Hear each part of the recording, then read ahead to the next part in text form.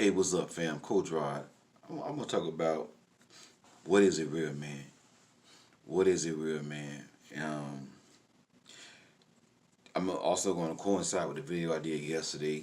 I want to clear some things up, break some things down to you, and also the video I did Sunday about um, why men in the church are worse than the men in the street.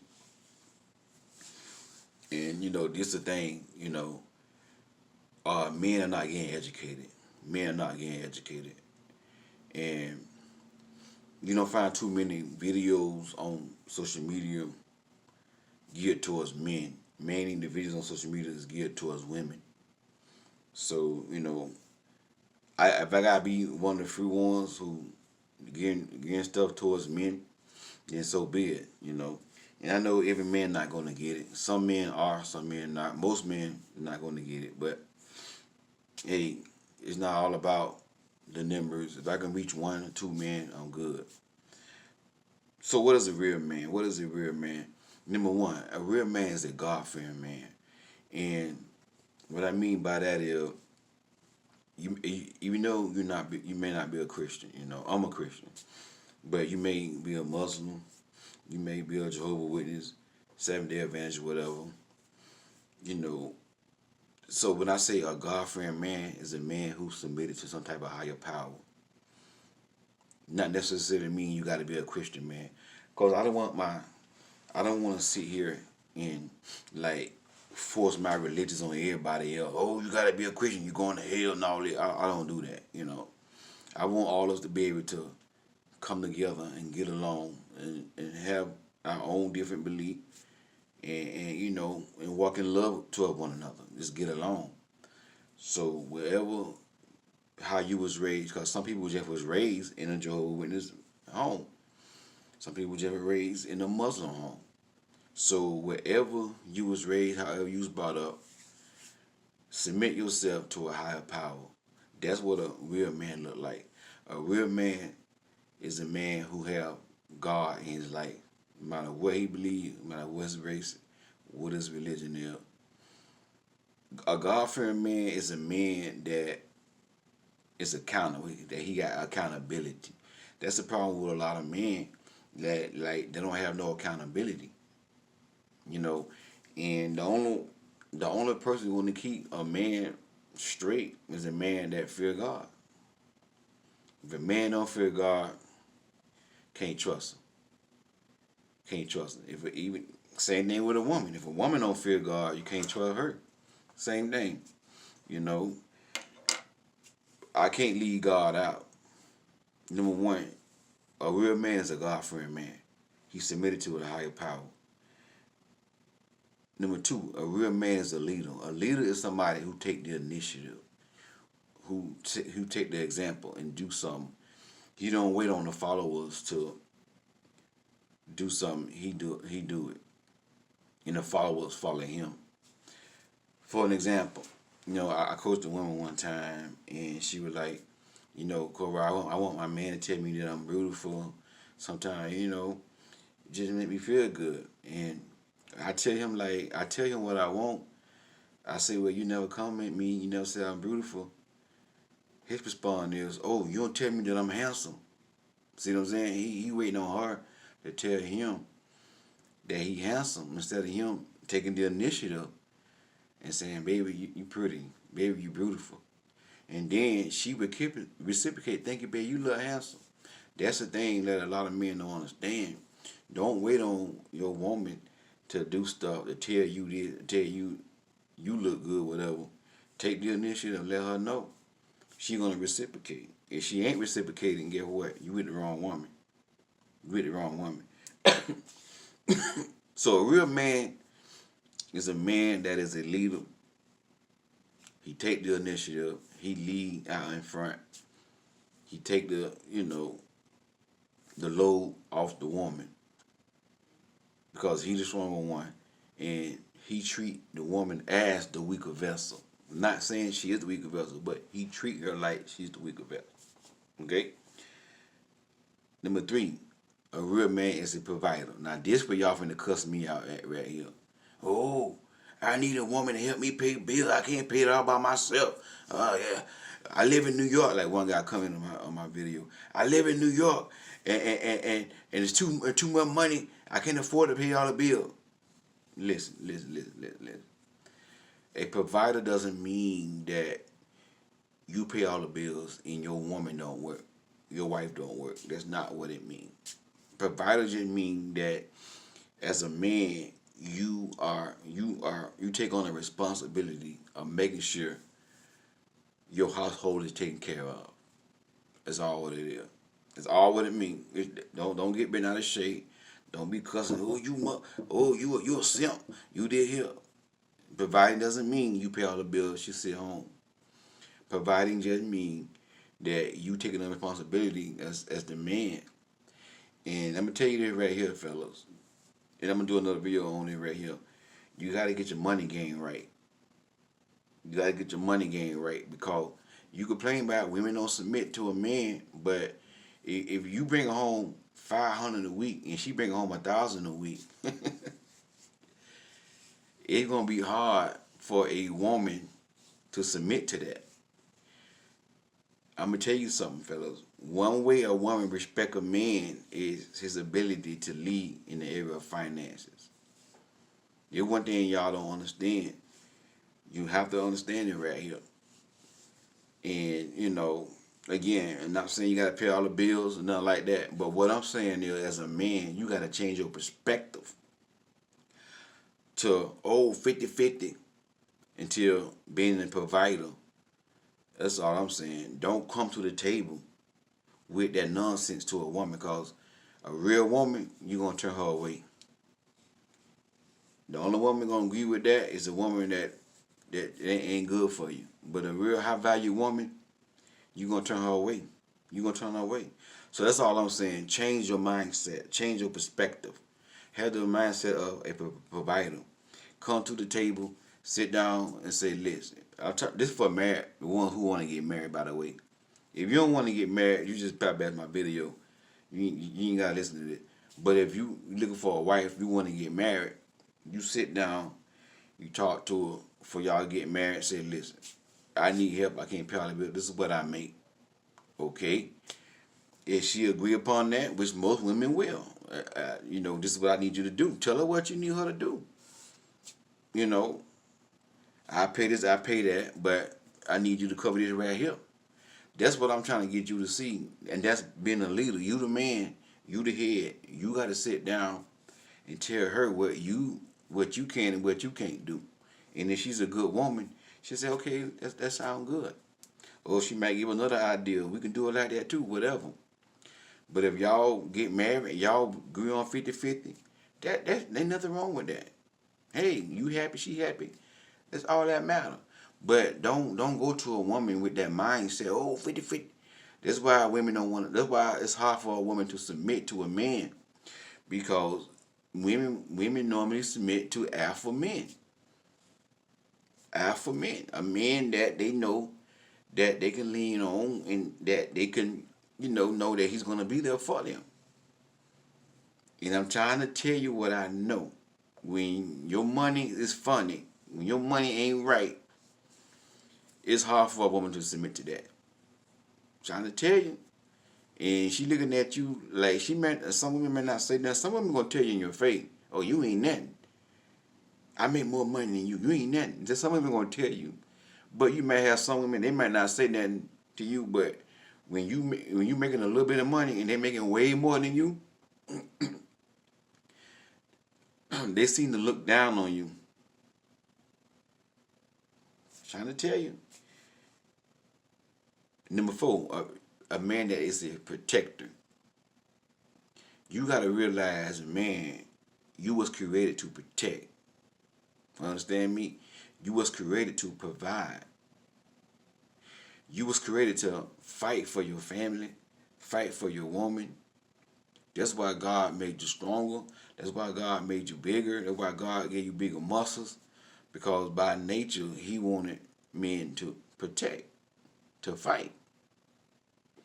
Women weren't wired to fight. That's why when they fight with their head down like they're right here. Women don't know how to fight. They don't know how to fight. We fight without, like they right here. Women, they put their head down. They can't see nothing. They go, because they weren't created to fight. They weren't created to fight. They weren't created to fight. That's why they don't know how to fight.